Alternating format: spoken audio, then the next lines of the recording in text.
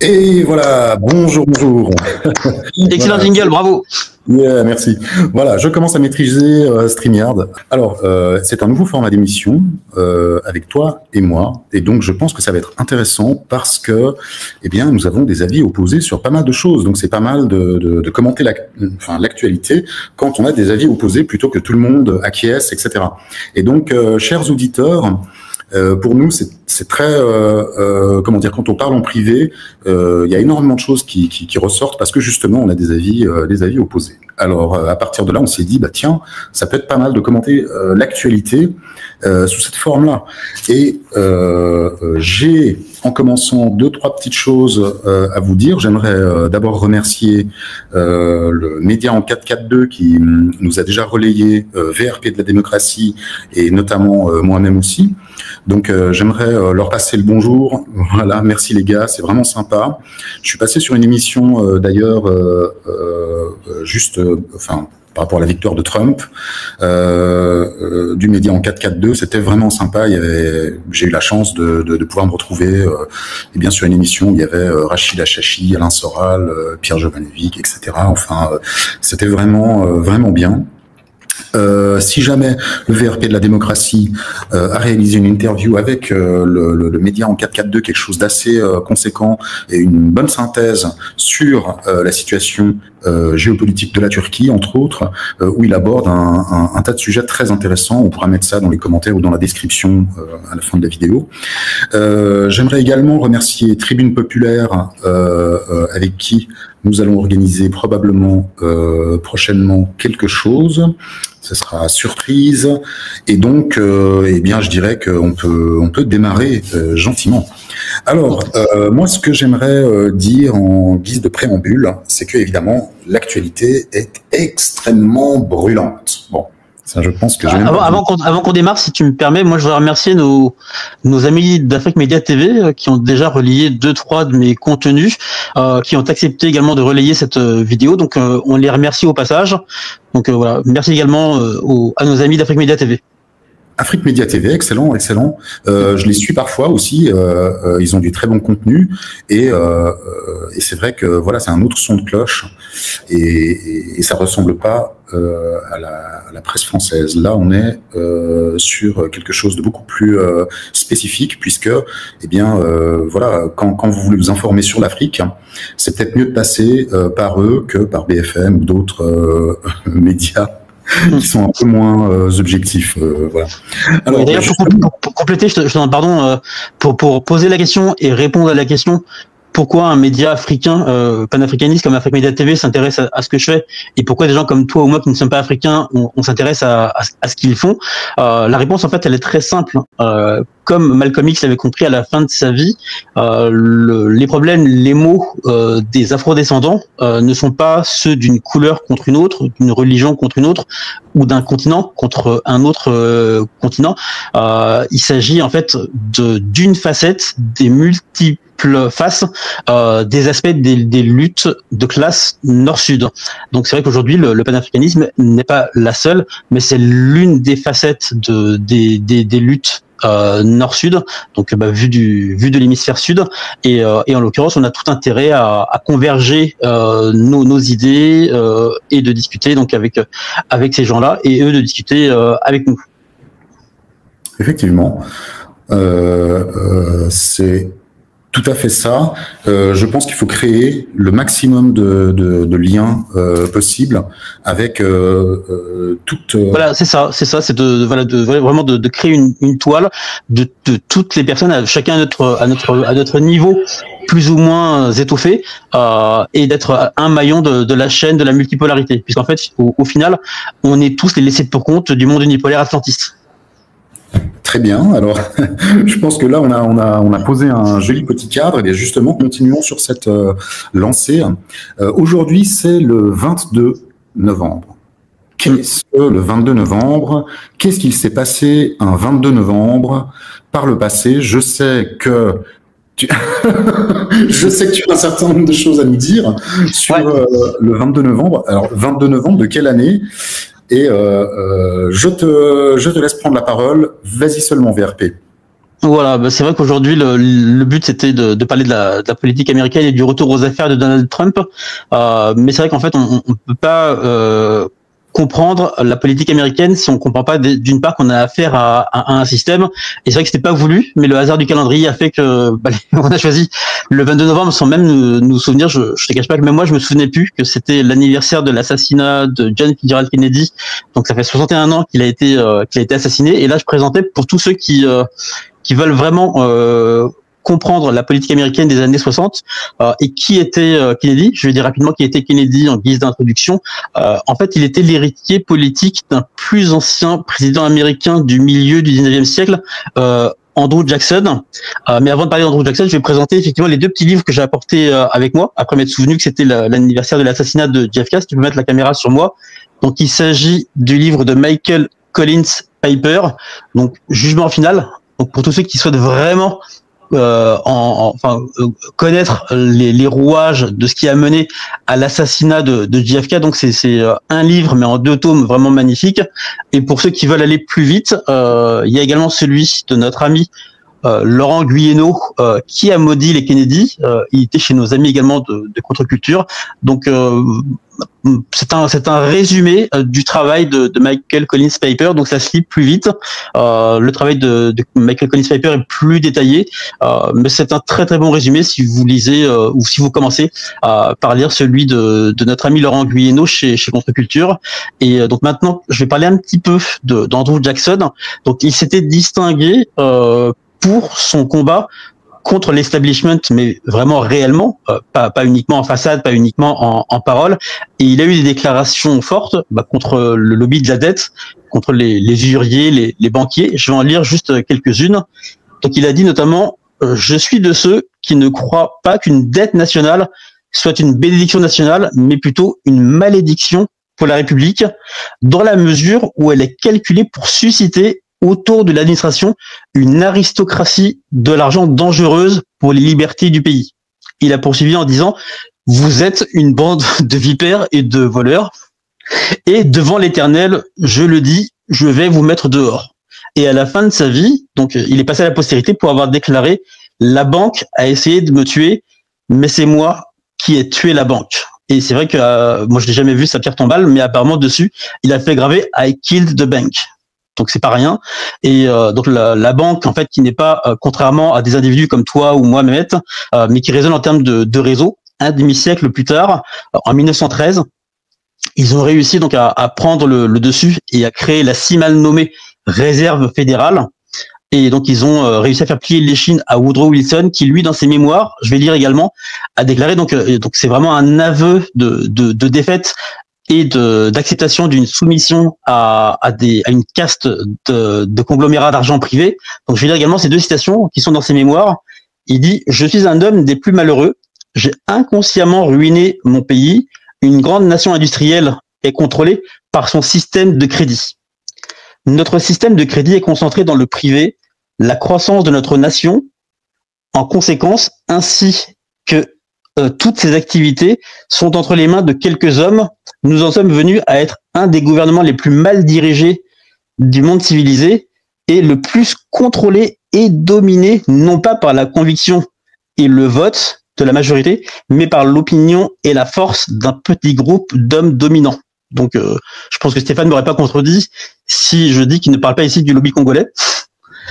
Et il déclare également donc certains des plus grands hommes aux États-Unis dans le commerce et l'industrie manufacturière ont peur, car ils savent qu'il y a quelque part un pouvoir si bien organisé, si subtil, si vigilant et si invasif qu'il ferait bien de ne pas élever la voix quand ils le condamnent.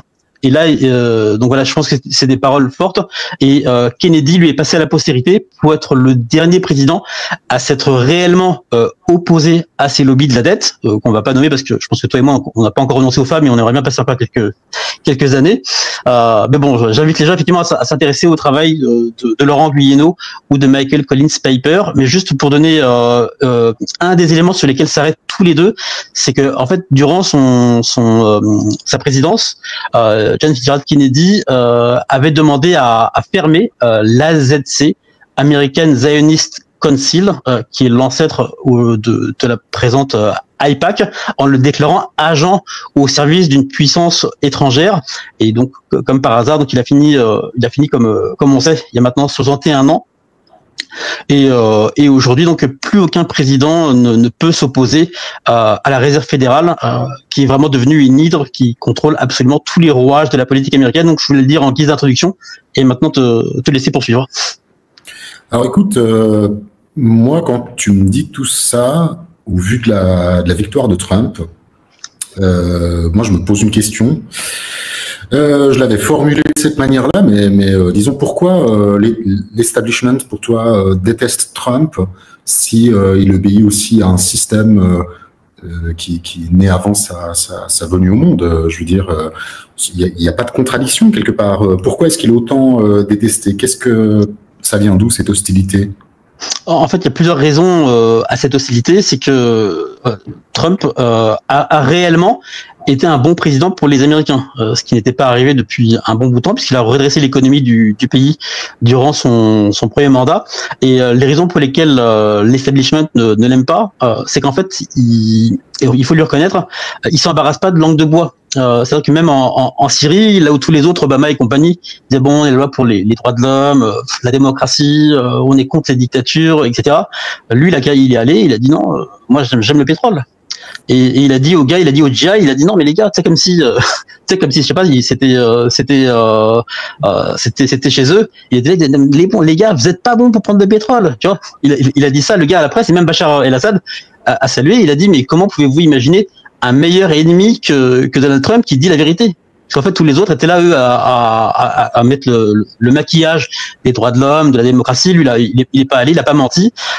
Les autres raisons pour lesquelles il ne l'aime pas, c'est vrai qu'il n'était pas du tout pro-guerre.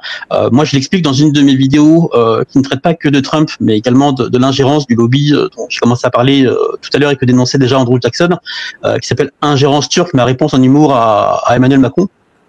Si tu veux la mettre en description de la vidéo. En fait, concrètement, durant le premier mandat de Trump, quand il s'est confronté à la réalité du pouvoir au-delà du pouvoir visible, d'ailleurs même Woodrow Wilson le dit, hein, donc le vote, c'est pour amuser la galerie. Tu vois, il y a plus de pouvoir du vote, c'est un petit groupe d'hommes dominants qui décident. Et qu'est-ce qui s'est passé, c'est que comme il n'y avait pas assez de guerre, donc le lobby est allé voir Donald Trump et ils lui ont dit non, écoute mec, ça va pas. Et lui il a dit bon, écoutez les gars, moi je suis pas président du monde. Je suis président de mon pays qui s'appelle les États-Unis d'Amérique. Je veux que vous me laissiez faire mon job ici. Ce que vous faites dans le reste du monde, j'en ai absolument rien à foutre, quoi. Et comme ça suffisait pas, il leur a dit bon, ok, je vais vous donner le plateau du Golan. Qui se sont calmés un petit peu. On a plus entendu parler d'impeachment. Après, ils sont revenus à la charge. Il leur a donné Jérusalem comme capitale. C'est des choses qui donnent, mais qui sont symboliques, qui lui permettent de finir son mandat. Et le problème, c'est que comme c'est pas un homme de réseau, à la fin de son premier mandat, là où il pensait que Netanyahou allait le garder, en fait, il avait plus de, comme un gars qui joue au poker mais qui bluffe. Netanyahou savait qu'il avait plus rien à donner, et du coup, il l'a pas gardé. Et c'est ça qui explique. Les gens n'ont pas compris pourquoi après l'élection qu'il a, enfin, moi je pense qu'il avait gagné déjà, mais dans laquelle il a pas été maintenu en 2020. Il a dit après Netanyahou, il a dit il peut aller se faire foutre parce qu'il a compris qu'il avait été manipulé. Donc il a donné tout ce qu'il voulait. Mais en contrepartie, il n'a pas été entre guillemets, il n'a pas été remercié. Là où il n'aime pas Trump aussi, c'est que en fait, c'est des choses qui sont tout à fait basiques et sur lesquelles on ne devrait pas s'arrêter. Mais on est dans un tel monde de wokisme, de LGBTisme, que le fait de voir un homme qui a 70 balais, enfin 70 ou pas loin de 80 balais, qui couche qui est marié avec une femme qui a la moitié de son âge, qui est contre le LGBTisme, qui est contre le wokisme, qui est pour les valeurs et de la famille et de la patrie, forcément pour des gens qui sont cosmopolites et apatrides, qui sont les rentiers de l'usure. Toutes ces choses-là, c'est les débectes, c'est des choses qui pour eux donc sont des valeurs qui font partie du passé. Et pour ces raisons-là, donc les peuples à peu près du monde entier aiment bien Trump. Et tout l'establishment le déteste pour ces raisons-là. Mais il y a aussi quelque chose d'autre qu'on constate, c'est que le côté cosmopolite, apatride, très bien, businessman, enfin on a vu de quelle couleur est comment dire, la vie dans l'urbanité, et dans l'urbanité, effectivement, tout ce qui est progressiste. Je prends juste l'exemple de Genève. Hein, moi, je participe de la Suisse de Genève. C'est une ville complètement cosmopolite. Et effectivement, c'est toujours des partis de gauche, les Verts, etc., etc. Bon, dès que tu vas dans la ruralité, là, ça change. Les gens sont beaucoup plus conservateurs. Et en fait, que Trump, en réalité, il représente cette ruralité, je dirais, mais aussi c'est pas seulement la ruralité, c'est la périphérie, les périphéries délaissées des villes sont aussi la continuité de l'urbanisme, en fait. C'est-à-dire que ça n'est pas seulement la zone rurale où les champs, les montagnes, etc., les villages qui sont délaissés, c'est toute la périphérie urbaine, et pas seulement. Ce sont aussi c'est-à-dire les défavorisés de la ville aussi, qui sont délaissés par les mouvements progressistes. Les mouvements progressistes qui ont complètement, je veux dire, déserté le front de la question sociale. Donc c'est pour ça qu'on a actuellement un espèce de paradoxe. On a quelqu'un de droite qui, quelque part, voilà, disons, je ne veux pas dire... oui, c'est ça. On a une droite conservatrice qui reprend le flambeau de la question sociale des défavorisés, alors que normalement, je veux dire, sur la scène politique, en réalité, c'est la gauche qui prend ce flambeau. Ouais, qu'est-ce que c'est que ce paradoxe? Je veux dire, le monde est à l'envers à tous les niveaux. Donc en fait, en réalité, les codes de gauche, droite, etc., tout ça a été pulvérisé, quoi. Donc on est dans un monde complètement, voilà, quelque part. On pourrait penser qu'on est en roue libre. Est-ce que toi, tu penses que le monde actuellement est en roue libre?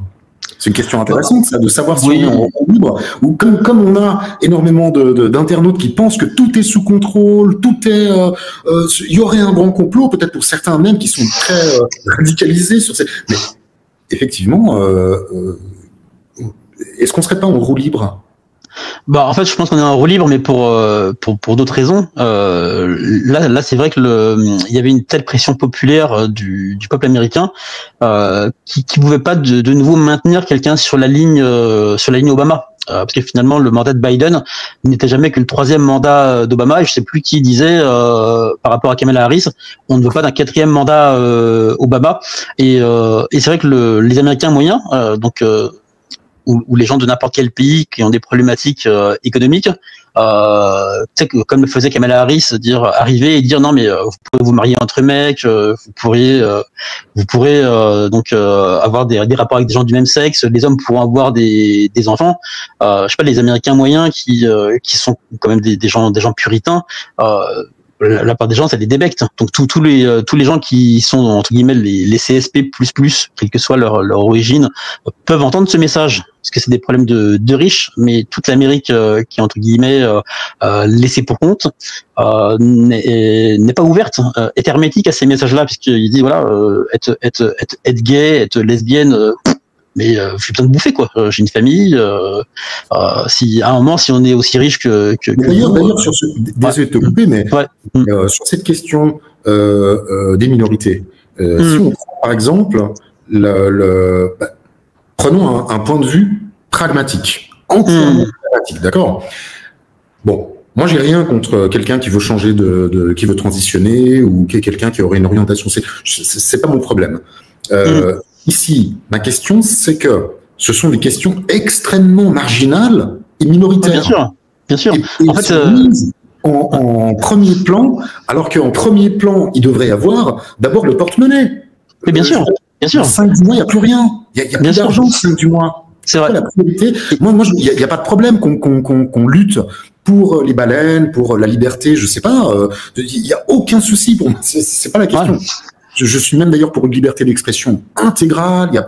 Donc quelque part, je suis dans une mentalité progressiste. Tu vois, je ne me vois pas comme quelqu'un de droite, ni comme quelqu'un de gauche, mais disons que voilà, je suis un humaniste, etc.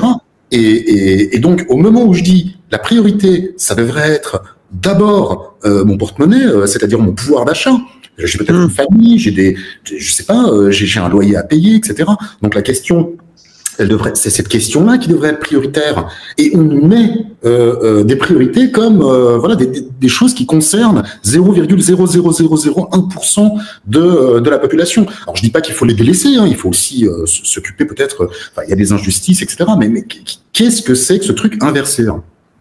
Non, bien sûr. En fait, si tu regardes les résultats des élections cette année, c'est vrai que c'est un raz-de-marée pour Trump, et en l'occurrence, pourquoi? Parce que comme tu le mets en exergue, c'est que le gars a tout simplement remis la question sociale au centre. Les questions sociétales, ça intéresse les gens dès lors qu'il n'y a pas de questions sociales. Et en fait, l'Amérique, c'est aujourd'hui plus le rêve américain qu'on voit à la télé depuis notre enfance. Donc, on voit qu'il y a toute une Amérique de la périphérie qui est complètement laissée pour compte du rêve américain, et qui aujourd'hui, tu sais, le problème des démocrates, notamment à cette élection-là, c'est que en fait, ils ont vraiment insulté l'intelligence des Américains.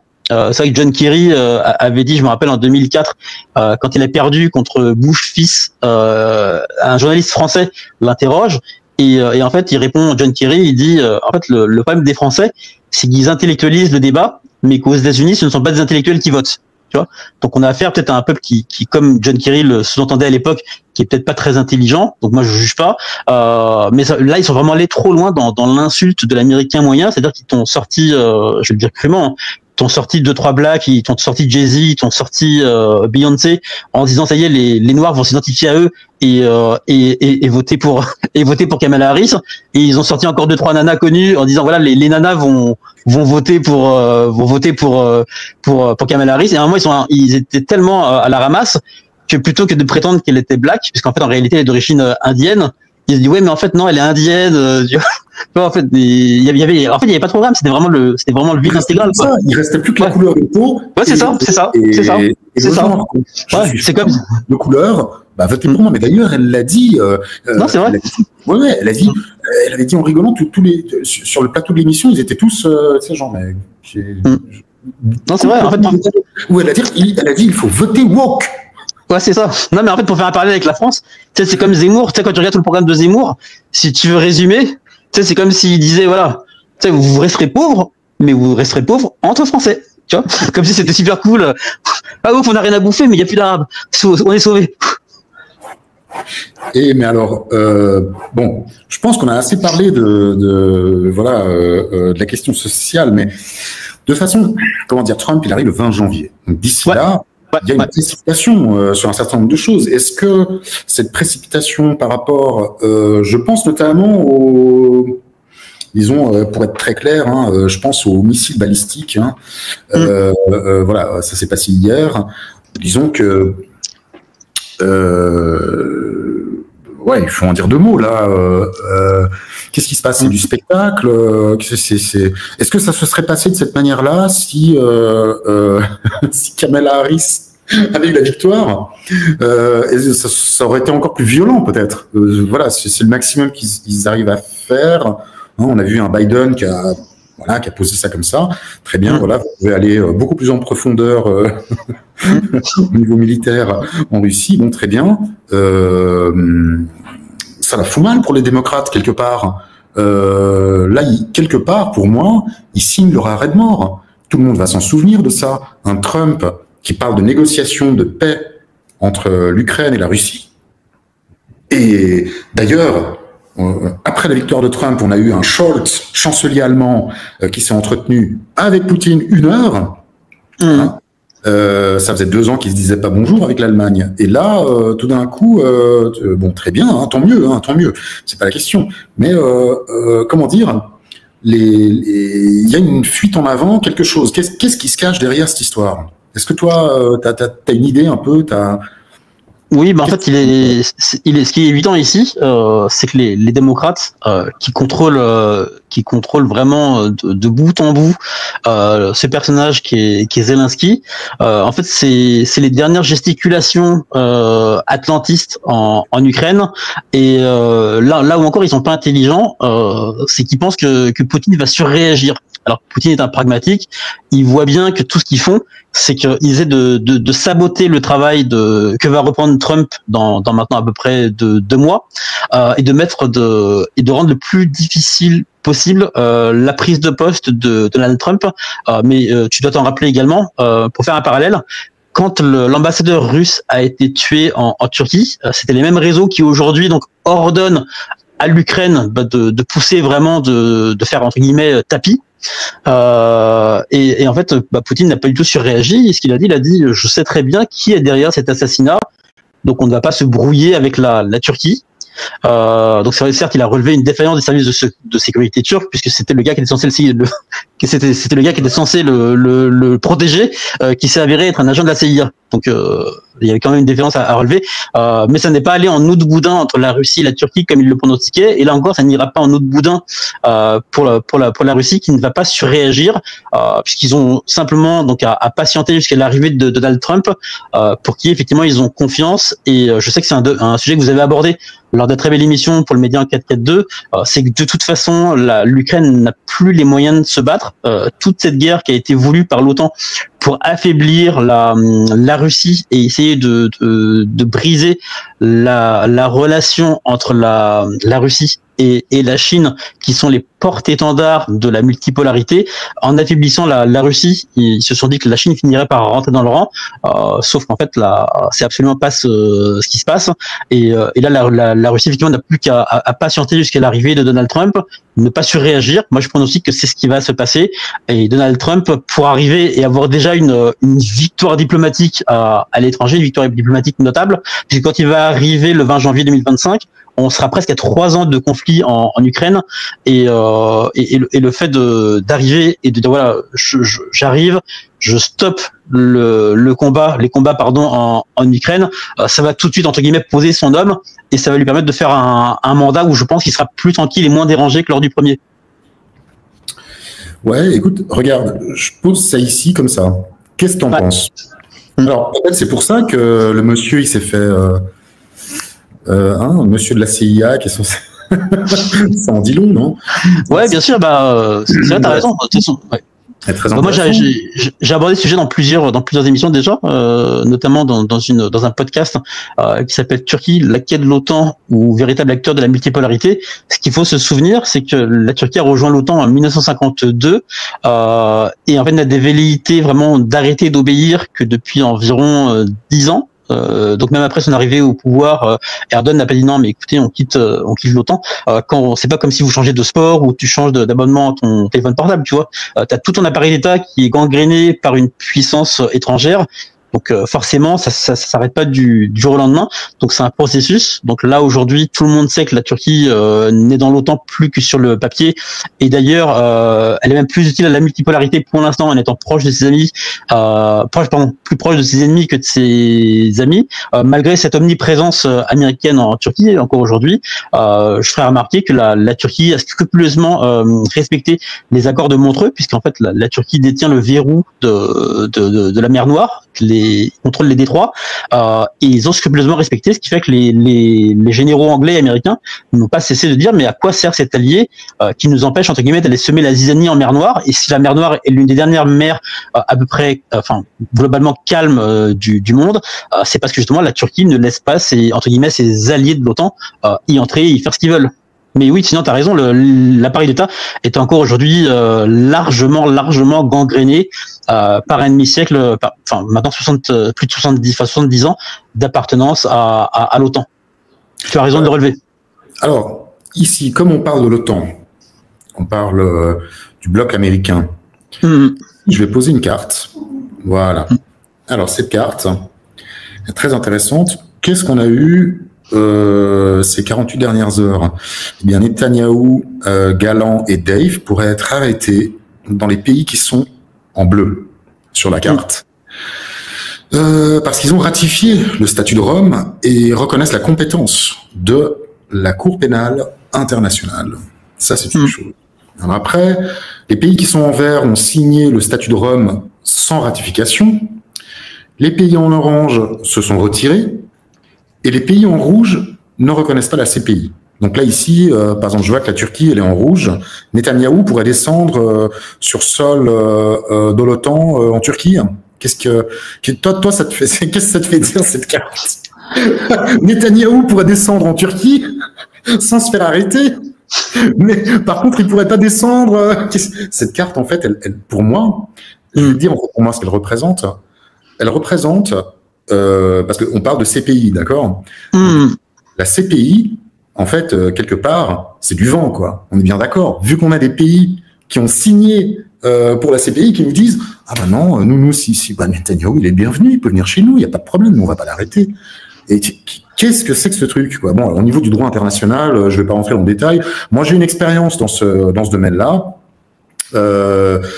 J'aurais beaucoup de choses à dire, hein. Évidemment, je vais pas être vulgaire, mais effectivement, pour être le plus soft possible, on est bien d'accord que c'est du vent tout ça.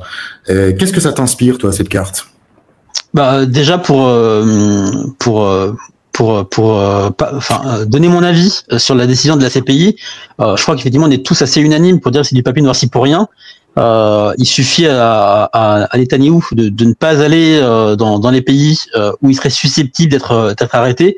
Maintenant, je tiens quand même à relever que des pays comme le Canada ou l'Australie, qui de toute façon sont des colonies anglaises, tout comme ce qu'on appelle aujourd'hui les États-Unis d'Amérique, qui sont une colonie qui a réussi à se faire accepter comme nation indépendante, ou même la France, qui n'a même pas eu le courage de dire je vais respecter les décisions de la CPI dont elle est membre. Donc ils ont commencé à parler. C'était le grand 8, genre c'est une situation complexe. Donc en fait ils sont partis encore dans des trucs pour dire voilà, on se chie dessus. On peut rien faire contre Israël. Ça aurait été plus honnête de l'admettre. Donc, mais par contre, même si c'est symbolique, je crois que c'est quelque chose de vraiment très fort, parce que c'est la première fois où même symboliquement, une instance internationale réussit à critiquer, à montrer du doigt Israël. Donc je crois que symboliquement, c'est important de le relever. Maintenant, sur la portée de la décision, je pense effectivement que c'est rien de plus que du papier noirci pour rien.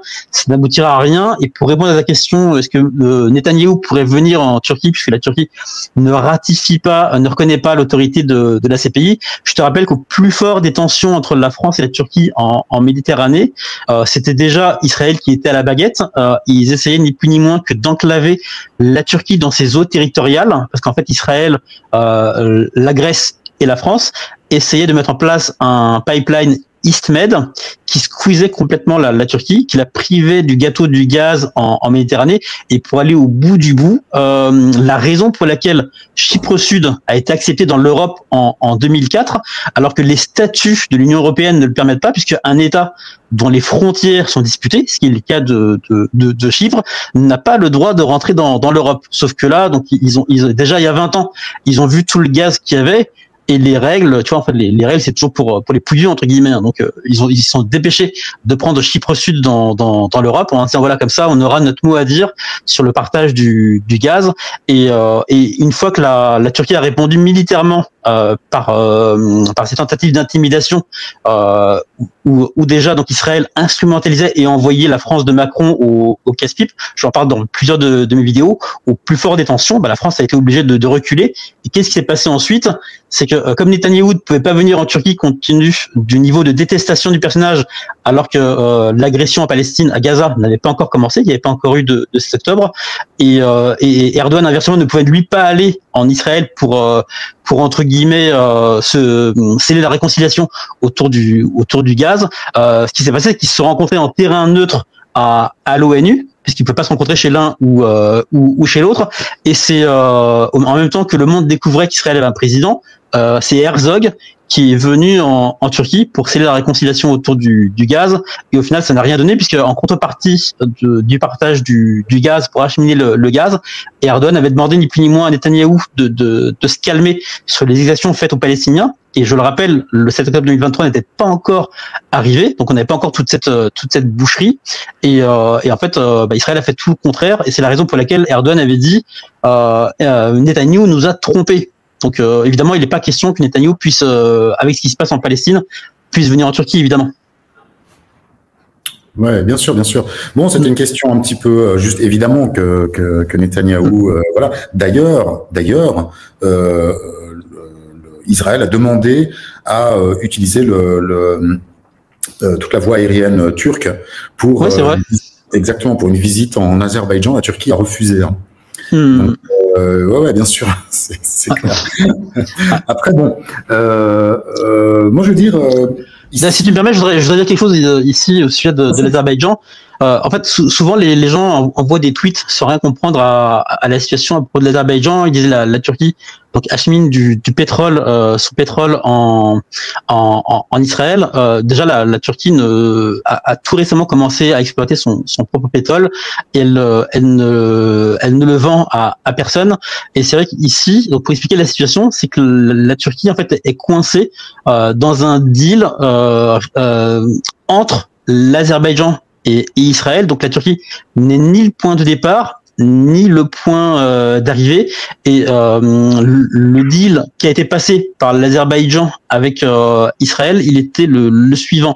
Donc ça faisait environ 30 ans qu'une partie de l'Azerbaïdjan qui s'appelle le Haut-Karabakh, d'ailleurs Karabakh, je vais dire à nos amis arménophiles que Karabakh en arménien ça ne veut rien dire, ça veut dire le raisin noir en turc. Donc on peut dire à quel point cette région est ancrée dans la turcité, dans le monde turcique. Et en fait, ce qui s'est passé, c'est que en même temps que Poutine était frustré par le tropisme trop occidental, trop pro-américain et trop pro-français du ministre Nicole Pachinian, il a autorisé Aliyev à récupérer environ 3/4 de ce territoire, donc le Haut-Karabakh. Pourquoi il ne l'a pas autorisé à récupérer 100%?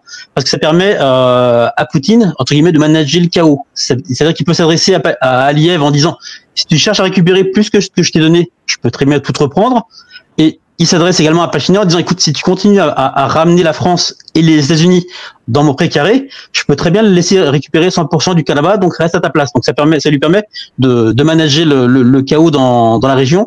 Et en réalité, l'Azerbaïdjan, ce qu'ils ont demandé, en contrepartie de mettre la pression sur l'Iran, ce que l'Azerbaïdjan a demandé à Israël, c'est de garder entre guillemets ses laquais, la France et les États-Unis, loin du théâtre des opérations, ce qui a permis effectivement à l'Azerbaïdjan de récupérer une partie de son territoire. Donc là, moi, si tu me demandes mon avis, moi honnêtement, j'aurais préféré mourir 1000 fois avec ce territoire occupé par l'Arménie, plutôt que d'être redevable à ces ports de Netanyahou et aux leaders sionistes. Si tu me demandes mon avis, c'est ce que je te dirais. Maintenant, la décision qui a été prise par Aliyev et l'Azerbaïdjan, c'est de signer ce deal avec Israël, qui garde la France et les États-Unis à distance du théâtre des opérations. Et aujourd'hui, en fait, elle est bloquée, donc elle doit continuer d'exporter son gaz et son pétrole à Israël. Et une nouvelle fois, la Turquie n'a pas son mot à dire, puisqu'elle n'a ni le robinet de départ, ni le robinet d'arrivée. Donc je voulais le préciser, je trouve que c'est important pour la bonne compréhension des gens. Peut-être c'est intéressant aussi d'expliquer à nos auditeurs que il y a eu une manifestation organisée par Greta Thunberg. Ouais. C'est sur ce sujet d'ailleurs, la petite elle comprend jamais rien, donc ils lui disent vas-y tiens Greta. Non, attends, faut pas non plus. Excuse-moi, je vais prendre la défense de Greta Thunberg parce que moi je l'aime. Alors, moi aussi je l'aime bien, mais quand elle parle pas. non, elle est jeune, elle soutient la cause palestinienne. Ouais. Non, mais je suis d'accord. C'est très courageux, franchement. Ouais, non, c'est vrai. Très jeune. Donc aujourd'hui, tu vois, ça sert à rien de se foutre de sa gueule. Tu vois, non, c'est pour rire pour le coup. Trop facile. Mais par contre, cher VRP, je dois néanmoins te rappeler que d'après Greta Thunberg, effectivement, le point A et le point B n'est ni la Turquie, hein, la Turquie n'est ni le point A ni le point B. Ça, d'accord. Ouais. On a compris. Par contre, d'après Greta Thunberg, le pétrole passe par la Turquie et la Turquie prend un impôt de transit, n'est-ce pas? Donc la Turquie prend du pognon sur ce passage, non? Bah, pour te répondre, la réponse est non. Et ce qui attend de la Turquie, pourquoi? Non, mais je te le dis, si tu m'apportes la source pour me contredire, je suis preneur. La Turquie ne prend pas d'argent là-dessus. Le gain, le pronostic à long terme de la Turquie, et je me rappelle que Rachid te posait la question dans l'émission pour le Média 442, ce qui attend de la Turquie, c'est après la récupération d'une partie du Karabakh, c'est de créer un corridor entre la Turquie et l'Azerbaïdjan en vue d'unifier, ou selon comment on se place, de réunifier le monde turcique. Donc Erdogan a une vision ici qui est à long terme. Je défends pas Erdogan, hein, donc les gens peuvent regarder d'autres de mes vidéos moi je pense être quelqu'un d'impartial, donc je défends pas du tout, je suis pas un pro Erdogan du tout. Donc là sa vision, c'est une vision à long terme qui n'est pas pécuniaire, mais qui vise effectivement à réunifier le monde turcique. Et la première chose pour réunifier le monde turcique, quelques jours avant cette belle émission à laquelle tu étais présent pour le Média 442, le monde turcique a adopté un alphabet commun. Et l'idée, c'est de plus en plus en fait que le monde turc se réunifie, et ça répond aussi à la question de tous ceux qui disent la Turquie est un projet néo-ottoman. Donc pas du tout. L'avenir de la Turquie s'inscrit vraiment en Eurasie, et c'est vraiment vers l'Eurasie que se tourne la Turquie. Et en fait, le gain qu'attend la Turquie, c'est qu'elle ne veut pas que la France et les États-Unis remettent un pied dans la région pour ne pas ajouter des conflits à des conflits, et de faire avancer son projet pan-turquie tranquillement. C'est ça le gain qu'a Erdogan. Alors ici, j'aimerais quand même ajouter quelque chose par rapport à l'Azerbaïdjan. Oui. Peut-être c'est intéressant aussi de voir la question de l'Azerbaïdjan depuis le prisme iranien. Pourquoi? Parce que une bonne partie de la population iranienne est ethniquement d'origine azérie. Il y a beaucoup plus d'Azéris en Iran qu'en Azerbaïdjan. C'est vrai. Ça, c'est vrai. Ça veut dire que peut-être à l'avenir, si par exemple il y a un projet de démantèlement de l'Iran, comme il y a eu en Irak, hein, comme il y a eu en Syrie, mais ça a échoué. Ailleurs, ça peut marcher, ailleurs non. Bref, peu importe. En tout cas, on peut être certain que si il y a une division de l'Iran, que cette partie de l'Iran pourrait être annexée à l'Azerbaïdjan. Alors, c'est aussi intéressant de voir que le président iranien, son hélicoptère est tombé précisément sur cette zone-là, alors qu'il repartait d'Azerbaïdjan. D'ailleurs, je vais répondre à une question ici. Personne ne pourra me dire que c'est un hasard. Bon, après. Non, mais je vais répondre à la question ici parce que je vais saluer également notre ami Los Locos, puisqu'on avait accueilli l'écrivain russe. On avait accueilli l'écrivain russe Israël Adam Shamir. Au cas où. Ouais. Salut Los Locos. Donc, on avait accueilli Israël Adam Shamir qui nous a dit que par ses relations en Russie et en Israël, il leur a posé la question et ils lui ont répondu très honnêtement, les Israéliens, we did it. Donc c'est effectivement Israël qui a buté le président Rouhani. Donc on avait eu cet aveu sur la chaîne de notre ami commun Los Locos. Donc c'est peut-être pas un scoop mondial, mais pour les Français, c'était vraiment un scoop d'en avoir la confirmation. Donc je voulais répondre à cette parenthèse et je te laisse poursuivre. Alors, ce que je veux ajouter encore, que je trouve important, les Turcs sont au fait sur cette question. On a beaucoup moins d'informations dans la francophonie. Et d'ailleurs, les Turcs font des débunkages, des émissions qui durent 4 heures, 5 heures sur des chaînes télévisées. Les Turcs adorent la politique. Bon, les Turcs aiment deux choses. Ils aiment parler politique pour se casser la gueule dessus, et ils aiment le foot aussi. Voilà, là aussi, ils se cassent la gueule, tu vois. D'ailleurs, je plaide coupable. Des fois, il y a des émissions jusqu'à 3-4 heures du matin et je les regarde. Moi aussi. Non, mais c'est un plaisir parce qu'il y a une liberté d'expression qu'on n'a pas en France. Enfin, ça dépend quel sujet. Il y a des sujets. Oui, ça dépend quel sujet, oui. J'ai vu notamment un certain, j'ai oublié son nom, un certain Nassoui, je sais plus, qui s'est fait. Les flics sont passés chez lui quelques heures après un tweet. Ça s'est passé avant-hier. Non, c'est pareil. Ça dépend ce que tu dis. C'était par rapport au vote électronique. Il avait juste dit, je n'ai pas confiance au vote électronique. Ça suffit pour se retrouver en garde à vue. Il y est toujours d'ailleurs, tu vois. Ouais. Quand on dit, bon, il y a la liberté d'expression, je veux bien qu'il y ait la liberté d'expression sur Israël, les Israéliens, très bien. Bon, très bien. Mais il y a un tas de choses où la Turquie, il y a un dysfonctionnement absolu. Et en fait, j'aimerais amener sur la question de la Turquie, parce qu'on est à une 50aine de minutes, et je sais que beaucoup d'auditeurs nous écoutent, notamment sur la Turquie. Donc, on va devoir aborder la Turquie. Mais on peut l'aborder sous la perspective de la victoire de Trump. C'est-à-dire qu'on a eu un Erdogan qui s'est empressé tout de suite de dire mon ami Trump, mon ami Trump. Donc on a eu médiatiquement, médias qui ne sont absolument pas sous contrôle en Turquie, n'est-ce pas, qui sont entièrement libres. Évidemment. Ils se sont exprimés librement. Non, Mehmet, dis-nous un truc qu'on sait pas déjà. non. Et donc, alors, bon, mon ami Trump, ça a pas suffi une fois. Il a répété encore mon ami Trump, et puis une troisième fois encore. Sauf que, alors, il y a eu un engouement médiatique parce que Erdogan a dit mon ami Trump, n'est-ce pas? Donc tous les médias qui sont au pied de Monsieur Erdogan, son Excellence, eh bien, ont applaudi. Sauf que une fois qu'on a eu les nominations du nouveau cabinet de Trump, ça a été la débandade. Et là, c'est un peu la réponse.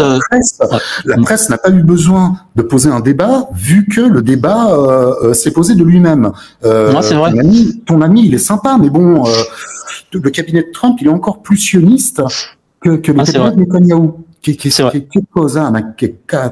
quoi alors? Qu'est-ce que c'est? C'est vrai. D'ailleurs, il y a deux journalistes qui sont dans l'entourage direct d'Erdogan.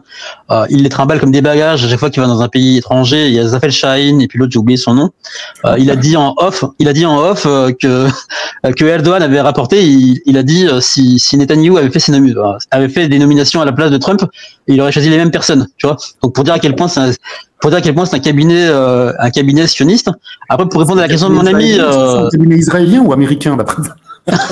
Mais ça, pour répondre à la question de judéo-chrétien. Peut-être c'est un cabinet judéo-chrétien comme le défend Éric Zemmour. Peut-être. De toute façon, on sait ce Attends. Je fais une parenthèse. Vas-y. Bon, l'assassinat manqué de Trump. Théâtre, spectacle, Hollywood, bang bang, qui est d'après toi? Parce que moi, je sais que tu es un petit peu taquin sur cette question.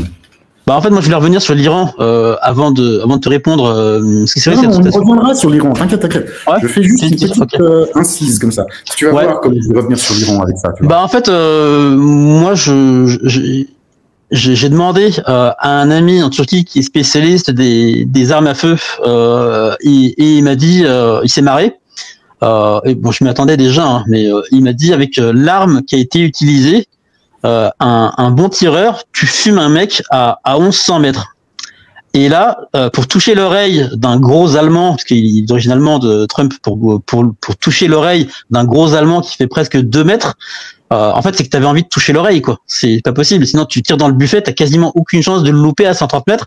Et quand tu vois le mec gambader sur le toit, tu sais, des types qui ont diffusé des vidéos par là-dessus, tu vois le type gambadé. Je sais que t'es pas fan, mais ça m'a fait penser à un épisode de South Park. Pour ceux qui sont fans, ils vont s'en souvenir. C'est l'épisode où il y a Kathie Lee Gifford, dont j'ai aucune idée de qui c'est, qui va à South Park pour faire une déclaration. Et en fait, il y a un gars qui a envie de tuer Kathie Lee Gifford. Et en fait, il y a des barrages de police renforcés. Et à chaque fois qu'il croise un policier, il est avec son fusil. Et en fait, pour moi, c'est la même chose. Il est avec son fusil, il dit faut que j'aille où pour pas louper Kathie Lee Gifford. Et le gars, il dit, vous voyez le bâtiment là, ça surplombe l'endroit où elle va faire son discours. Vous montez là-haut, vous êtes sûr de pas la louper. Tu vois. Et en fait, à chaque fois, les policiers qui guident le mec jusqu'à l'endroit qu'il choisit pour essayer de tuer Kathie Lee Gifford. Et là, pour moi, ce qui s'est passé avec Donald Trump, c'est la même chose. En fait, les humains moyens réagissent en tant qu'humains et ils se disent voilà, si c'est l'homme à abattre, c'est que c'est celui qui est de notre côté, c'est pour lui qu'il faut voter. Donc c'est une super stratégie hollywoodienne et c'est effectivement comme ça que ça marche. Malheureusement, c'était du spectacle. Attends, je vais terminer s'il te plaît. Malheureusement, c'était du spectacle et même je sais pas, t'as 75-80 balais, tu t'es fait tirer dessus. Tu te relèves pas 3 secondes après avec le poing levé, quoi. Tu te chies dessus comme n'importe qui. T'attends qu'ils te disent voilà, tu peux te relever et montrer le poing. Et là, tu lèves le poing et t'atterris le même résultat. Mais là, immédiatement après qu'il lève le poing, non, pour moi, c'est la preuve ultime d'une mise en scène. Et pour aller au bout du bout, pour dire qu'en fait, pour le tuer, ils n'ont pas besoin de le tuer. Si tu te rappelles la fin de son premier mandat, quand il parlait déjà de suspicion de triche à l'élection, à la fin de son premier mandat, si tu te rappelles, pour les gens qui ont une bonne mémoire, il était coupé en quasi simultané sur toutes les chaînes d'information. Donc il le coupait, il disait non, le président américain, on ne peut pas le laisser dire ça. Et tous, mot pour mot, ils disaient la même chose. Donc en fait, pour le tuer, t'as juste besoin de lui couper la possibilité de toucher un public par les grandes chaînes nationales d'information. C'est tout. T'as pas besoin de le tuer pour le tuer. Le tuer médiatiquement en l'effaçant, ça suffit. Alors là, écoute, pour revenir maintenant, donc on a fait notre parenthèse, et tu vas comprendre pourquoi j'ai fait cette parenthèse. Pour revenir à l'Iran, ce que Israël nous apprend depuis maintenant une année, c'est que eh bien, le message que les renseignements et l'armée israélienne fait passer au niveau international, c'est que on extermine, on liquide qui on veut, où on veut, on veut, à quelle heure on veut, etc. Ça, ils nous l'ont prouvé depuis un an. À tel point qu'aujourd'hui, la décision de la CPI, ils se retrouvent comme des cons, parce que effectivement, il y a Netanyahou, Galante, etc. Bon, très bien. Mais il n'y a plus les gens du Hamas et du Hezbollah, on peut même pas les mettre dans les mandats d'arrêt, parce que il y en a plus, ils les ont tous zigouillés. Il y en a plus. Il y en a plus. Les Israéliens, Netanyahou se retrouve seul. Voilà, donc à la limite, s'ils les avaient pas tous zigouillés, non, c'est vrai.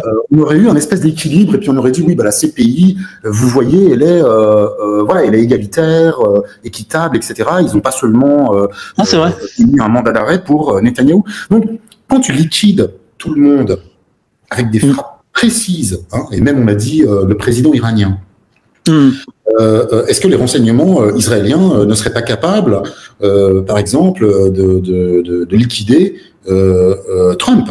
Ils en seraient tout à fait capables, n'importe qui. En fait, en réalité, ça veut dire, ce qu'on apprend, c'est que n'importe quel président peut se faire zigouiller. Est-ce que je me trompe là-dessus? En fait, ça va aller à l'encontre de la promesse de l'émission, mais je suis d'accord avec toi. Alors, maintenant, pour revenir, alors, quand on disait tout à l'heure, tu te souviens, au tout début, qu'est-ce qu'on disait? On disait, je te disais, est-ce qu'on est en roue libre ou non? Alors, de mon humble avis, nous ne sommes absolument pas dans un monde en roue libre. Nous ne sommes absolument pas dans un monde où c'est le chaos, etc., etc. C'est-à-dire que tout est chronométré, millimétré, il y a un agenda, et à des moments donnés, ça foire. Il faut accélérer un certain nombre de choses, mais l'agenda est tenu. Ça, c'est une certitude. Donc, si tu le veux bien, on pourrait terminer comme ça, c'est-à-dire que le plan américain au Moyen-Orient, finalement, où est-ce que ça va mener où est-ce que où va se retrouver la Turquie, où va se retrouver Israël, où va se retrouver la Syrie, qu'est-ce qui va se passer dans ces prochains mois? Alors pourquoi est-ce que je pose cette question? Parce que, alors je me tue à le dire depuis des mois, et puis on me dit oui, mais t'es kurdo-centré, etc., etc.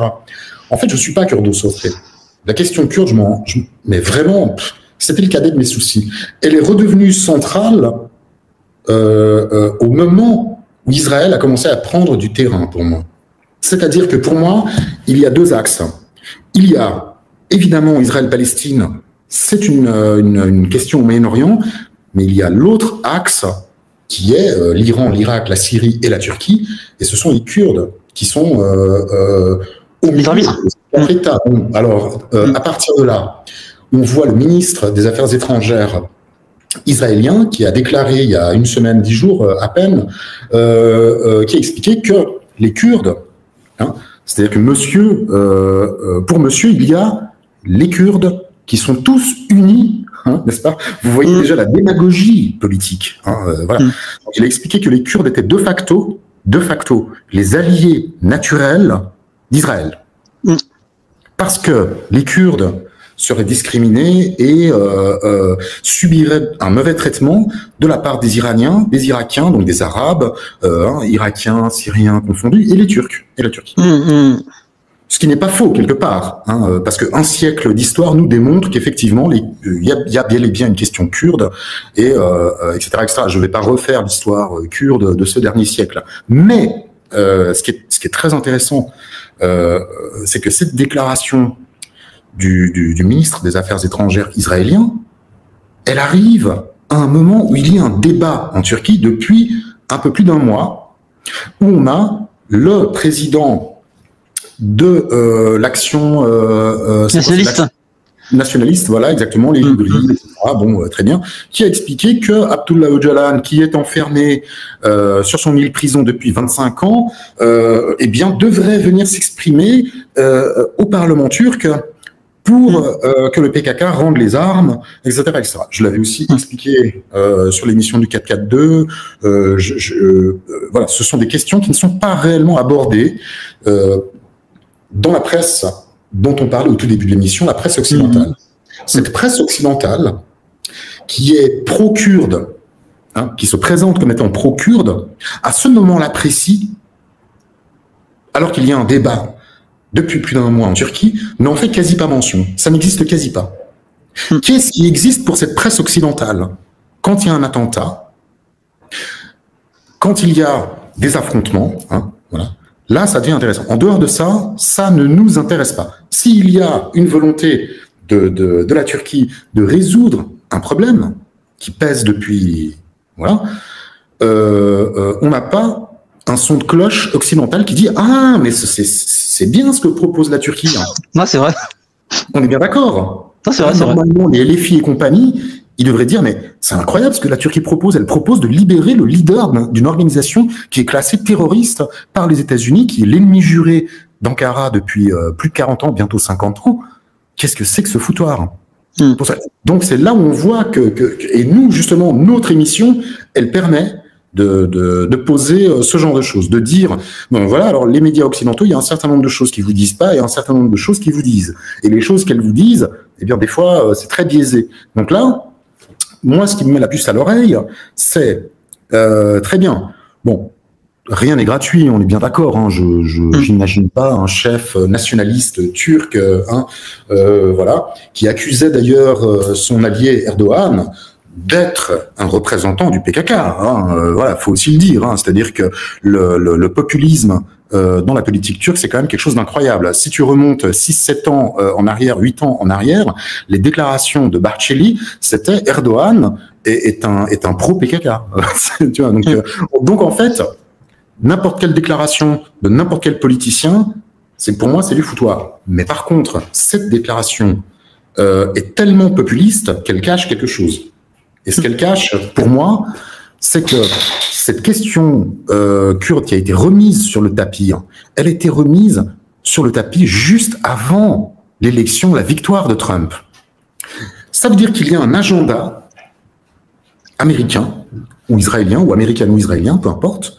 Il y a un agenda, et cet agenda, avec Trump ou sans Trump, avec Biden ou sans Biden, est une mécanique qui avance.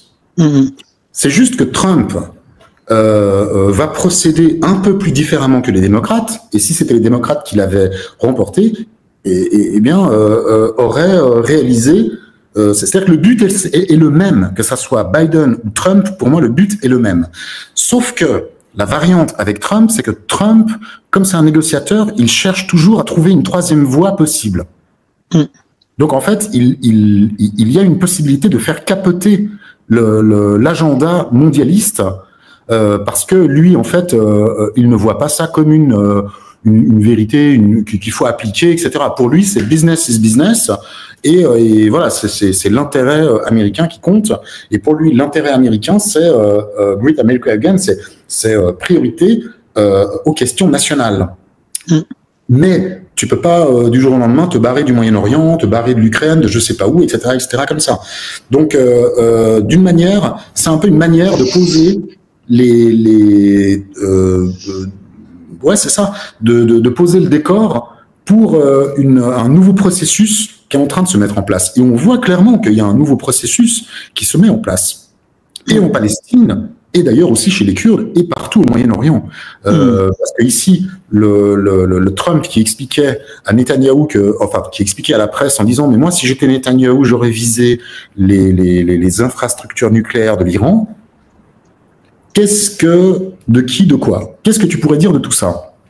Est-ce que on est dans le populisme exclusivement dans le populisme, comme en Turquie, aux États-Unis aussi, en Israël aussi, parce qu'à force de populisme, quelque part, on n'y comprend plus rien. Le populisme, finalement, c'est du baratin, en fait, en réalité. Hein, pour moi, un président, c'est juste un fonctionnaire, et puis, et voilà. Mais quand tu commences à faire du show, et puis que tu commences à, etc., parce que faut y aller, hein, d'être un ennemi du. Enfin, ce que Barcelli a fait, c'est quand même violent, hein. Je veux dire, il s'est ramassé un shitstorm dans la tronche, hein. Là, en ce moment, il y a encore aujourd'hui, j'ai regardé, il y a des sections, des unités de son parti qui sont sous le choc en disant non mais t'en es où, quoi, voilà. Donc, lui, quand il pose ça comme ça, est-ce qu'il y a un ordre qui vient de Washington pour toi? Merci. Bah en fait moi je pense que pas du tout. Enfin l'ordre vient pas de Washington, mais effectivement c'est quelque chose de calculé.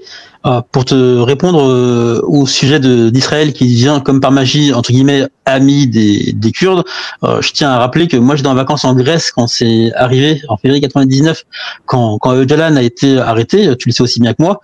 C'est les Américains et les Israéliens qui il est planqué là au Kenya, aller le cueillir. Donc 25 ans après. La majeure partie des Kurdes, s'ils sont effectivement hermétiques aux appels du pied d'Israël, c'est parce que les gens ont une mémoire. Ils voient très bien qu'Israël a aussi son agenda dans la région et qu'ils prennent les Kurdes uniquement pour une variable d'ajustement et ils comptent pas se faire entre guillemets utiliser. Et si tu te rappelles, la plus grande manif pro-palestinienne en Turquie après les massives qui sont à Istanbul, puisque bon c'est naturellement l'endroit où il y a le plus d'habitants en Turquie, mais la plus grosse manif hors Istanbul pour la Palestine qui a eu lieu en Turquie, elle a eu lieu à Diyarbakır. Et tu connais aussi bien que moi la composition démographique de Diyarbakır. C'est la ville que les Kurdes considèrent comme étant leur capitale historique, qui s'appelle Ahmet en kurde, et c'était que des Kurdes qui manifestaient pour la Palestine. Non, il y en a pas les Kurdes sont... Attention. Ouais. Attention. Je rappelle une chose, ça c'est important. Les Kurdes sont majoritairement, mais la majorité écrasante des Kurdes est solidaire avec la cause palestinienne. N'importe quel Kurde vous le dira. Les Kurdes, par exemple, qui sont pro-israéliens, etc., sont en général des Kurdes, qui sont en général des milieux étudiants, qui sont à l'étranger. Oui, c'est la diaspora. La diaspora, oui. Et en plus qui ne représentent quasi rien du tout, parce que la diaspora ne les soutient même pas. Je veux dire, on a... Oui, la base ne soutient pas.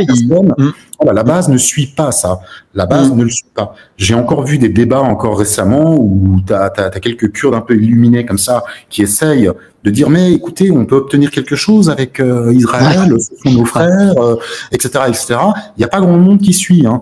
Ça c'est important de le dire. Par contre, ce qui est aussi important de dire, c'est que au nord de la Syrie, le Kurdistan syrien, en ce moment, c'est le pays grec D qui est au pouvoir là-bas. En fait, en réalité, la question de la libération de Öcalan, elle est en lien avec cette zone-là, en fait. C'est-à-dire qu'ils se sont pas dit tout d'un coup, on va résoudre la question du PKK comme ça. Ils veulent résoudre cette question parce qu'en fait, en réalité, ils se disent, mais on est en train de perdre quelque chose. Si je sais pas si la Syrie est démantelée, hein, on se retrouve avec on se retrouve de facto nez à nez avec Israël qui fait frontière avec nous. Hein. Ouais, c'est ça. Hein, parce que Erdogan, c'est de ça qu'il parle en fait en réalité. Ouais, c'est ça. Donc, en fait, ce que moi je vois, c'est que il y a une stratégie sur du long terme et on nous fait croire qu'il y a une urgence de quelque chose. Donc, ce que Barcelli a fait, pour moi, je peux tout à fait me tromper, mais je le dis ici et puis l'avenir nous le dira. Pour moi, Barcelli n'est pas un ami, un réel allié d'Erdogan. Il est plutôt un obstacle pour lui. Et il profite du fait qu'il soit allié avec lui pour lui faire des choses qui vont contre ses intérêts.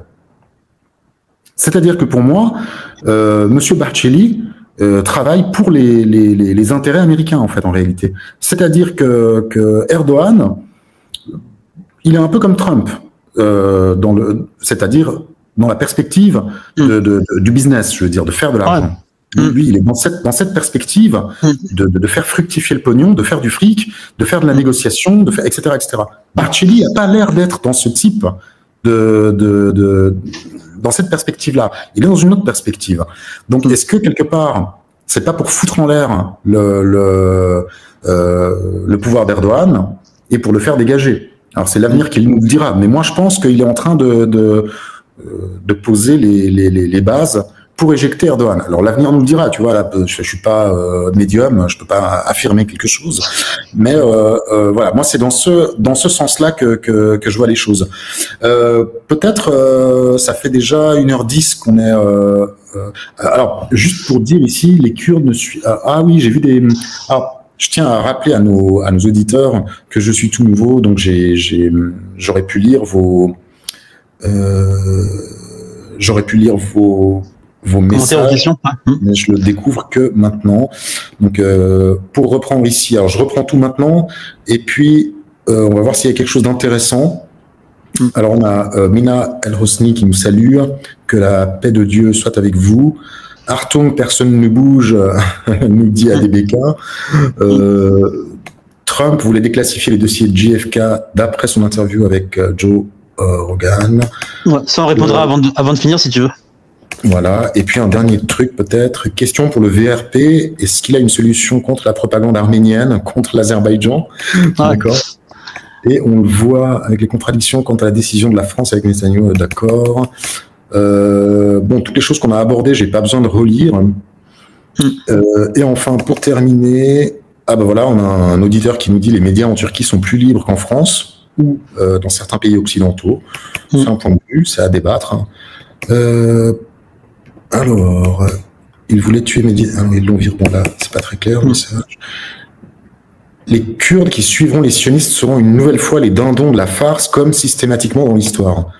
Les Kurdes n'ont pas systématiquement suivi les Israéliens.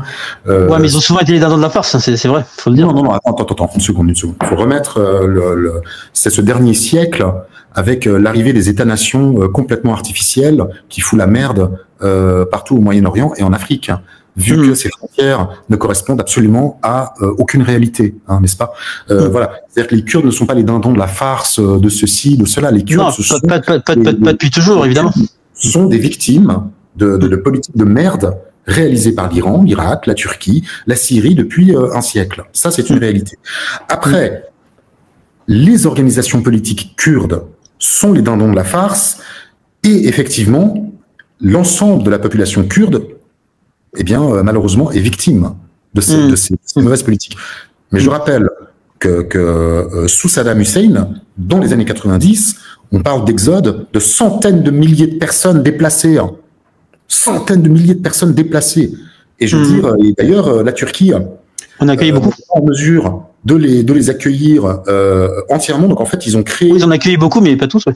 Mais pas tous. Mais ils ont créé une espèce de zone tampon où ils leur ont amené des vivres, etc., etc. Alors, ce que je veux dire par là, c'est que vous avez des massacres. Bon, on peut parler de l'Irak, on peut parler de la Syrie, mais on peut aussi parler. Enfin, bref, cette histoire de dindons de la farce, ce sont pas les Kurdes qui sont les dindons de la farce. Les Kurdes sont des victimes en tant que population. Les dindons de la farce, ce sont leurs représentants qui les mettent dans cette position et qui les mettent en danger, comme d'ailleurs Netanyahou met en danger les Juifs israéliens. Il les met en danger. Vous voyez ce que je veux dire?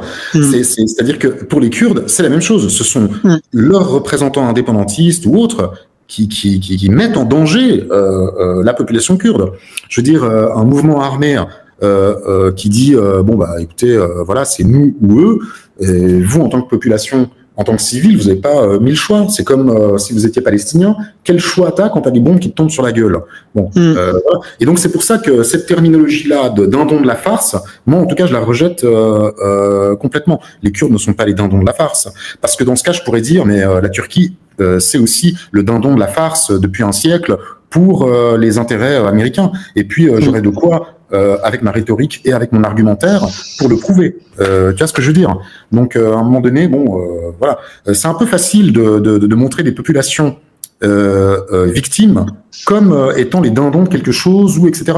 Non, les Kurdes, ils ont rien demandé à personne. Les Kurdes, ça va faire un siècle que leurs amis musulmans ne les reconnaissent pas comme musulmans intégralement, n'est-ce pas?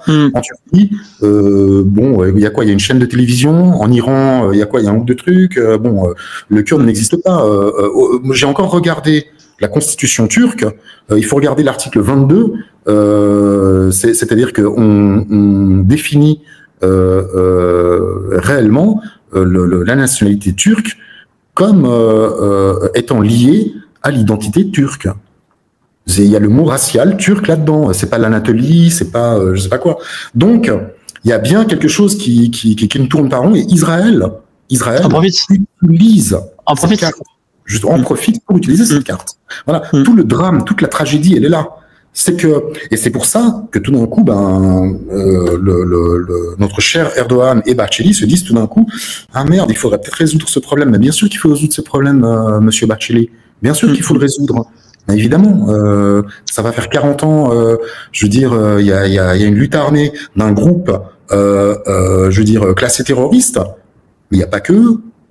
Je veux dire, on a aujourd'hui des plus de 60 députés qui soutiennent ouvertement le PKK, mais c'est plus de 60 députés. Ça veut dire qu'il y a une portée, ça veut dire qu'il y a des Kurdes qui soutiennent le mouvement armé, mais pas que. Et ils ne sont pas la majorité. Mais il y a aussi les Kurdes identitaires qui, eux, ne soutiennent pas la lutte armée. Et ceux qui font de l'ombre à cela, dont tu as parlé tout à l'heure, justement, tu parlais de Diyarbakir où tu disais, voilà, etc., il y a eu une manifestation, etc., etc. Là, en l'occurrence, les Kurdes indépendantistes du PKK font de l'ombre à ceux-là, ceux que tu as cités tout à l'heure. Donc, tu vois, quand tu es une population qui n'a pas de statut, les dominants, ils font un peu ce qu'ils veulent, quoi, quelque part. Et toi, t'es là, et puis on te dit, ouais, t'es le dindon de la farce. Ben non, le Kurde n'est pas le dindon de la farce. Voilà. Donc c'était mon coup de gueule pro-kurde. Non, mais t'as bien fait de répondre. Non, mais parce que je tiens à le dire, parce que. Non, mais t'as raison, je vois que c'était un cœur, c'est normal. Si j'étais kurde, j'aurais agi comme tu viens de le faire. Ouais, par contre, moi, je vois ça, je revois ça systématiquement dans les commentaires. Mais non, mais attends, j'ai vu des gens qui ne savent même pas de quoi ils parlent et qui te disent, ouais, les Kurdes, c'est des traîtres. C'est le traître de qui, le Kurde? Attends 2 secondes. T'es traître de quoi? C'est un traître de que dalle. Il a même pas de statut, le Kurde. C'est même pas un Rom. C'est même pas un Rom. En termes de statut, t'es gentil, quoi. Donc, à un moment donné, voilà. Donc, ayez un peu d'empathie, hein. S'il vous plaît, chers amis, quoi. Voilà.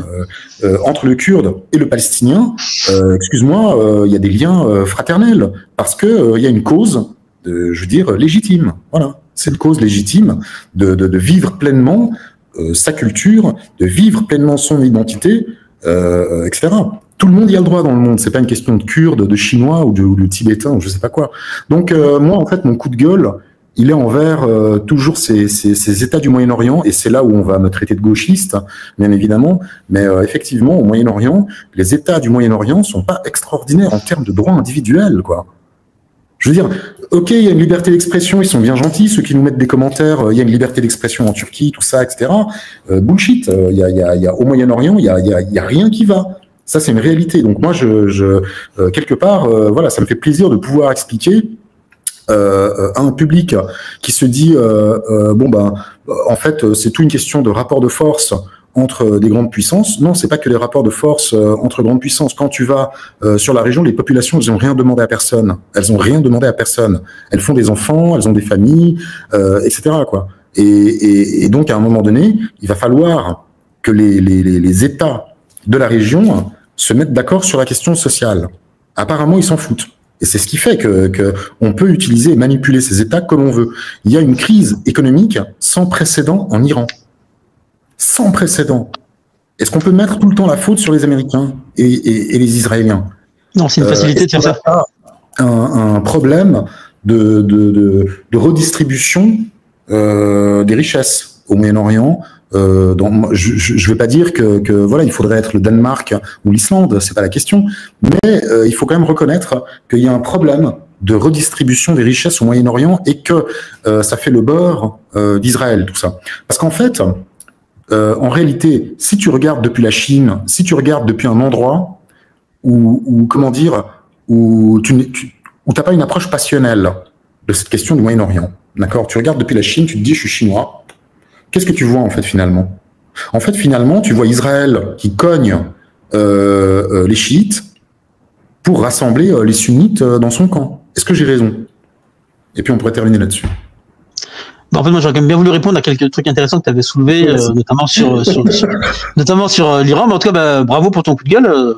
Je le dis, hein, c'est vrai que si j'avais été kurde, j'aurais eu le coup de gueule que tu viens d'avoir. Par contre, pour nuancer, au risque te donner l'impression de défendre celui qui a fait ce commentaire, en fait, d'un don de la farce, c'est pas péjoratif. C'est une manière de dire que les Kurdes sont victimes. C'est pas une manière de dénigrer, en fait. Tu vois, c'est une manière de montrer de l'empathie.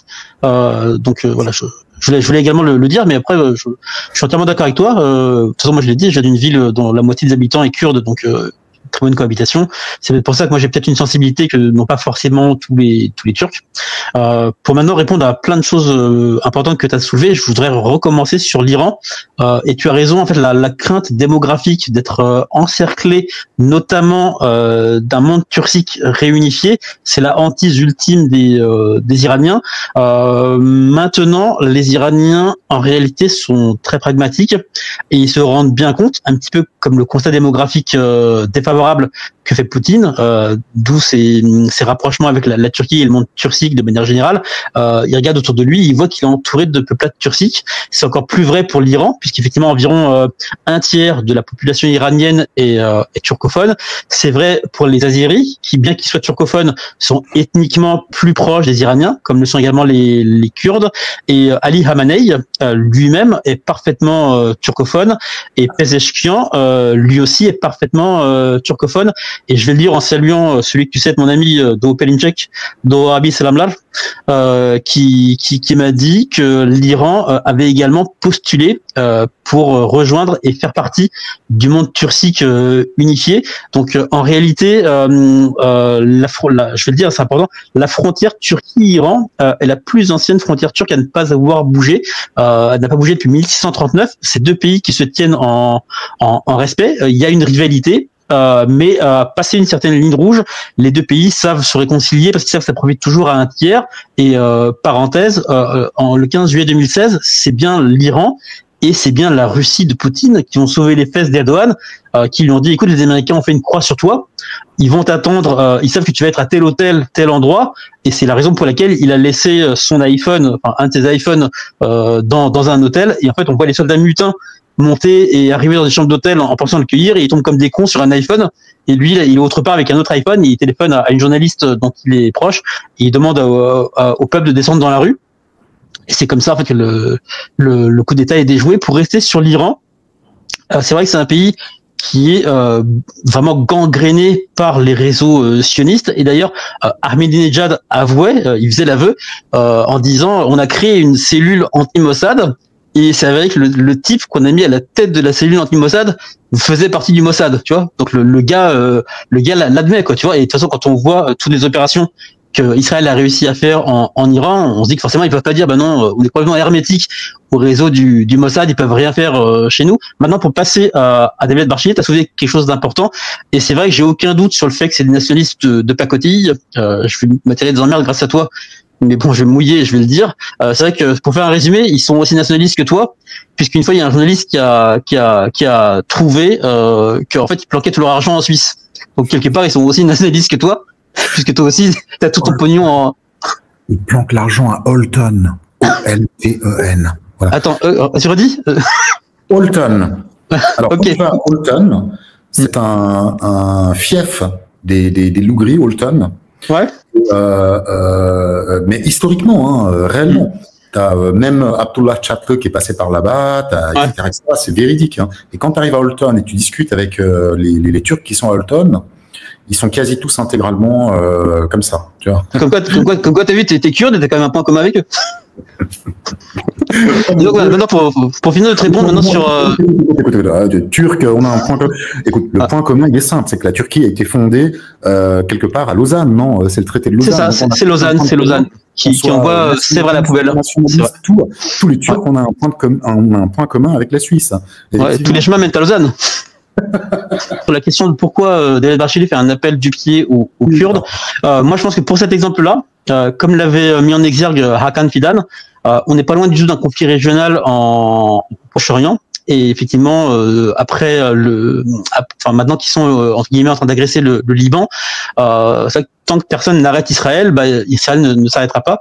Et Erdogan, Hakan Fidan, Barthélémy voit bien que à un moment ou à un autre, d'ailleurs tu le vois dans les commentaires, les tweets, etc., toutes ces pseudo-amitiés israélo-kurdes, en fait, ils voient bien qu'ils vont à un moment ou à un autre, puisque c'est une question d'arithmétique, il n'y a pas assez d'Israéliens pour occuper tout ce territoire du Nil à l'Euphrate, donc ils se disent à un moment ou à un autre, ils vont utiliser et instrumentaliser la question kurde pour essayer de créer un État artificiel sur le modèle du Kosovo, ce qui est la hantise ultime de toutes les nations de la région. Mais les deux seuls pays aujourd'hui qui peuvent y faire face militairement, avec tout l'armement qu'ils ont donné au PYD et au YPG, c'est l'Iran et c'est la Turquie. Donc aujourd'hui, le PYD et le YPG ont un arsenal militaire qui peut permettre de faire plier même le Liban. Ils peuvent plier le Liban avec tout l'armement américain qu'ils ont à leur possession.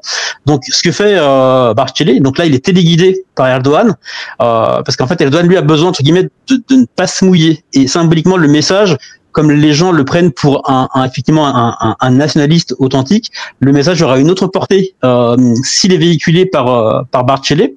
Puisque je te rappelle, il y a quelques années, il s'était rendu dans la ville de Tunceli en disant mais je peux me rendre n'importe où en Turquie, et au bout de 2 heures, lui et son équipe ont été virés vraiment en prenant des coups de pied au cul.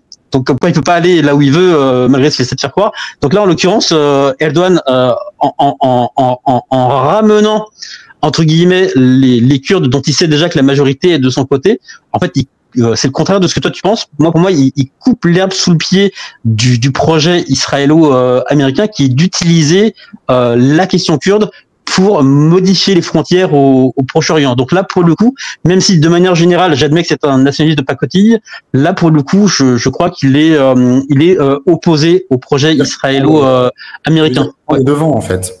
Exactement. D'ailleurs, si tu te rappelles, pourquoi la Turquie est rentrée à Afrin après le coup d'État de 2016, c'est que il y a déjà une autonomie kurde en Irak. Le Rojava, c'est là qu'il y a la majeure partie des champs pétrolifères syriens. Pourquoi le référendum d'indépendance en Irak a échoué? Parce qu'en fait, l'Iran et la Turquie ont imposé un blocus terrestre, ont fermé les frontières, ce qui fait que la région a été très vite asphyxiée économiquement. Mais avec cette zone pétrolifère en Irak, la même au Rojava en Syrie, et avec une ouverture sur la mer Méditerranée, tu squeezes le blocus territorial de l'Iran et de la Turquie, et en fait tu as tous les ingrédients pour créer un pays autonome, puisque tu as un accès pour commercer avec le monde entier par la mer. Donc la Turquie et l'Iran, plus personne ne peut t'imposer de blocus. Et en fait la Turquie ferme entre guillemets cette possibilité à Afrin. Et en fait c'est pour cette raison que la Turquie en fait reste sur ses positions en Syrie, et qu'il y a un statu quo depuis la fin des arnaques de Daesh, machin, etc., qui étaient toutes des inventions israéliennes et américaines. Mais aujourd'hui, pourquoi Israël? Donc les médias occidentaux n'en parlent jamais. Israël bombarde la Syrie depuis je sais pas 6 ou 7 ans, au moins une fois par semaine, comme si c'était leur jardin où il y avait des plantes toxiques qu'il fallait voir détruire. C'est qu'en fait Israël envoie un message, dire voilà, on n'autorisera plus jamais la Syrie d'avant 2011. Il faut oublier, et même Poutine, que les gens prennent pour un gentil. Effectivement, Poutine est un gentil, mais il va voir Bachar el-Assad et lui dit écoute, je t'aime beaucoup, mais j'ai réalisé le rêve russe de toujours d'accéder aux mers chaudes. J'ai une base maritime à Armeim, j'ai une base, je sais plus si c'est le contraire, enfin j'ai une base navale à Tartous. En face, il y a quand même 4 puissances militaires. Ils vont pas rentrer chez eux avec leur bite sous le bras. Faut que tu leur donnes quelque chose. Et en l'occurrence, encore plus que Bachar el-Assad aujourd'hui, c'est Erdogan qui craint un dépecement de la Syrie, puisque cette question kurde, une nouvelle fois, elle est plus prégnante en Turquie, puisque un quart de la population de Turquie est kurde. Moi, j'ai lu des sources qui disent même 28%. Donc, à un moment ou à un autre, ils se disent voilà, si forcément ils obtiennent des choses en Irak et en Syrie, et en fait là, c'est parti pour un démantèlement de la Turquie. Pour répondre à la personne qui me posait une question, si elle est sur Twitter, je te propose de me retrouver sur Twitter à VRP de la démocratie, et tous les autres d'ailleurs qui ont des questions, vous pouvez me poser des questions, je réponds toujours avec plaisir. Enfin, je sais pas s'il y a des sujets que j'ai oubliés, mais on a évoqué plein de choses. Écoutez, pour cette première, je trouve qu'on s'en sort pas trop mal. Là, avec StreamYard, je commence à maîtriser un peu, et puis je passerai à la version payante à un moment donné, et puis on pourra poser des cartographies, des choses beaucoup plus complexes, et puis améliorer la qualité de nos émissions. En tout cas, c'est très sympa à nos auditeurs de nous avoir écoutés, de nous avoir suivis jusqu'ici. Botev Tsar, qui parlait de la question des Assyriens, nous remercie aussi, tout le monde nous remercie. Écoutez, je vous dis à très vite. Puis on va se dire à la prochaine. Hein. Je veux dire merci à toi, merci aux auditeurs, et donc à la prochaine. Allez, à la prochaine, merci.